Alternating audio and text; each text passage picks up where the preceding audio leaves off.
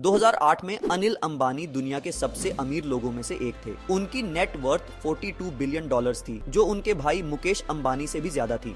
लेकिन आज 16 साल बाद अनिल अंबानी पर करोड़ों का कर्जा है। वहीं दूसरी ओर उनके भाई मुकेश अंबानी आज एशिया के रिचेस्ट पर्सन हैं।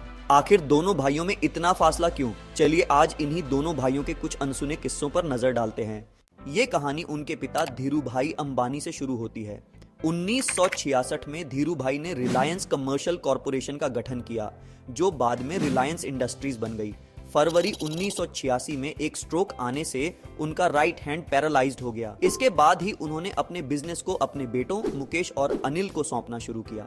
दोनों भाइयों को उनके नेचर के हिसाब से काम दिया गया। Mukesh Ambani being an introvert operation संभालते थे और अनिल एक्सट्रोवर्ट थे, इसीलिए वो public relations, corporate affairs and marketing संभालते थे। ये क्लियर साइन था कि धीरूभाई मुकेश को ज्यादा प्रायोरिटी देते थे और इसे इस रूप में देखा गया कि धीरूभाई के बाद मुकेश ही रिलायंस का कार्यभार संभालेंगे। समय के साथ मुकेश ने रिलायंस को अधिक से अधिक संभालना शुरू कर दिया। आप सोच रहे होंगे कि धीरूभाई ने मुकेश को प्रायोरिटी क्यों दी, अनिल को क्यों नहीं? इसके कई कारण थे। उनमें से एक था अनिल अंबानी का टीना मुनीम से शादी करने का डिसीजन। टीना मुनीम उस टाइम की एक ग्लैमरस बॉलीवुड सेलिब्रिटी थी। वो मिस इंडिया रह चुकी थी। 1980 के दशक में उन्हें एक मॉडर्न इंडियन वुमन के रूप में देखा जाता था। उनके कपड़े उस समय के लिए काफी रिवीलिंग माने जाते थे। लेकिन अंबानी परिवार एक रूढ़िवादी गुजराती परिवार था और वे टीना को अपनी बहू के रूप में स्वीकार करने के लिए तैयार नहीं थे।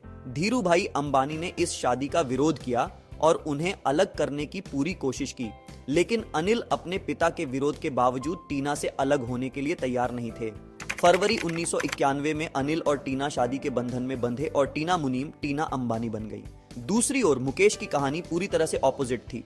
मुकेश ने उस लड़की से शादी की जिसे उनकी मां ने उनके लिए चुना था। धीरूभाई और कोकिलाबेन इंपॉर्टेंट फैमिली डिसीजंस के लिए नीता पर निर्भर थे। टीना की परिवार में कोई खास भूमिका नहीं थी। RIL रिलायंस की मुख्य कंपनी थी। RIL के चेयरमैन और मैनेजिंग डायरेक्टर मुकेश अंबानी थे और टॉप पोजीशंस पर मनोज मोदी, आनंद जैन और भरत गोयनका जैसे लोग थे, जिन्हें मुकेश के वफादार माना जाता था। अनिल अंबानी को इससे लगा कि मुकेश उन्हें साइडलाइन कर रहे थे और उन्हें इक्वल पार्टनर नहीं मानते थे। 6 जुलाई 2002 को धीरूभाई अंबानी का निधन हो गया। इसके बाद मुकेश अंबानी ने रिलायंस का नियंत्रण संभाल लिया और Anil Ambani second in command बन गए। लेकिन कुछ महीनों बाद दोनों भाइयों के बीच तनाव और बढ़ने लगा। अनिल अंबानी को लगा कि मुकेश RIL का अपने टेलीकॉम वेंचर को फाइनेंस करने और अपने दोस्तों के पर्सनल बेनिफिट्स के लिए इस्तेमाल कर रहे थे। धीरूभाई की डेथ के बाद अनिल चाहते थे कि उनकी मां कोकिलाबेन रिलायंस की चेयरपर्सन बने, लेकिन मुकेश ने इस पर सहमति नहीं दी। वहीं नीता अंबानी की रिलायंस इंफोकॉम में भूमिका बढ़ रही थी। रिलायंस बोर्ड ने अनिल अंबानी की फाइनेंशियल पावर्स को रेस्ट्रिक्ट कर दिया। अनिल अंबानी इन सब से बिल्कुल खुश नहीं थे।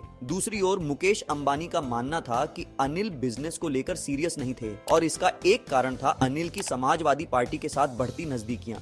2004 के अंत तक दोनों भाइयों का रिश्ता काफी खराब हो चुका था। ये लड़ाई धीरे धीरे एक ओपन वॉर में बदल गई। हालात और भी ज्यादा खराब होते देखकर उनकी मां कोकिलाबेन ने दोनों भाइयों के बीच समझौता कराने की सोची एंड फाइनली दोनों भाइयों ने अपने डिफरेंसेस को खत्म कर एक अग्रीमेंट साइन किया। किंग मुकेश अंबानी को रिलायंस ग्रुप के 60 से 70% एसेट्स मिले और अनिल अंबानी को 30 से 40% एसेट्स मिले। दोनों भाइयों की नेटवर्थ काफी सिमिलर थी। सभी ने मान लिया कि दोनों के बीच की लड़ाई हमेशा के लिए खत्म हो गई है, लेकिन ऐसा नहीं था। अनिल अंबानी के लगभग हर बिजनेस में लगातार लॉसेस होने लगे और 2018 तक अनिल अंबानी कोर्ट्स के चक्कर काटने लग गए थे। कर्ज इतना बढ़ गया था, क्रेडिटर्स उनके पीछे बुरी तरह से लगे हुए थे और इन सब के पीछे वो मुकेश अंबानी को मान रहे थे। लेकिन अनिल अंबानी के डाउनफॉल का असल रीजन क्या था? उनकी समस्याएं 2014 में शुरू हुई जब उनकी कंपनियों ने बहुत ज्यादा कर्ज लेना शुरू कर दिया। 2018 तक उनकी कंपनियों का कुल कर्ज 1720 बिलियन हो गया था। शुरुआत में इसे बैड लक कहा जा सकता है, लेकिन बाद में उनके गलत डिसीजंस को दोषी ठहराया गया। इंडिया टुडे के अनुसार अनिल ने ऐसे बिजनेसेस में कदम रखा जिनमें हैवी इन्वेस्टमेंट की आवश्यकता थी